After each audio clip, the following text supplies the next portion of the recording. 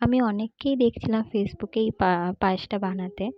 তো তাই জন্য আমিও বানিয়ে নিলাম। ভাবলাম দেখি কেমন হয়। তো দেখতেই পাচ্ছ তোমরা, আমরা গাজর নিয়ে নিয়েছি, লাল গাজর যেটা আসে ঠান্ডার সময়। তো ওটাকে আমরা এই যে গ্রেট করা যেটা থাকে ওটাতে আমরা গ্রেট করে নেবো। তো যেরকম ঝিরিঝিরি মতন হয়ে যাবে।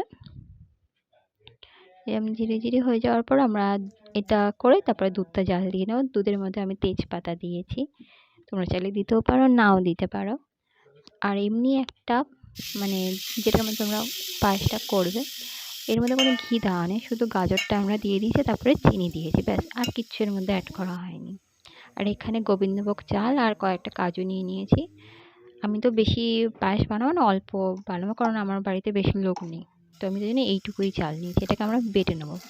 তো এবার আমরা গাজরের মধ্যে দুধটা ঢেলে দিলাম, যেটা আমরা মানে বয়েল করে রেখেছিলাম দুধটা। এরপর আমরা ওই কাজু আর চালের পেস্টটাও দিয়ে দেবো।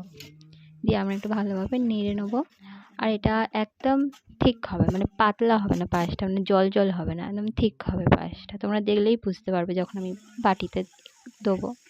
তোমরা দেখতে পাচ্ছ পায়েসটা কেমন হয়েছে, একদম ঠিক হয়েছে। পায়েসটা ভীষণ ভালো খেতে হয়েছিল।